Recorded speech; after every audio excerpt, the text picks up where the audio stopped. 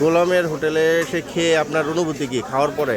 গোলামের হোটেলে খেয়ে আসলে অনুভূতিটা এক্সিলেন্ট, এক আচ্ছা। কথায় এক্সিলেন্ট। এটা হচ্ছে আমাদের ঈদকালীন ছুটিতে প্রথম ট্যুর সিরাজগঞ্জের গোলামের হোটেল।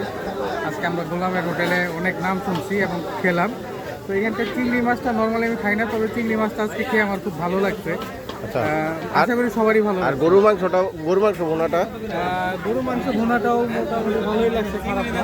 এবং তাদের সাইজগুলো মোটামুটি ভালো।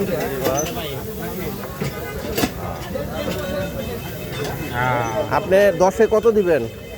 আমি 10-এ চিংড়ি মাছে 10-এ 10, সব মিলিয়ে? সব মিলে হচ্ছে 10-এ 9, কারণ গরুর মাংসটা একটু। ঠিক আছে, থ্যাংক ইউ। 10-এ কত?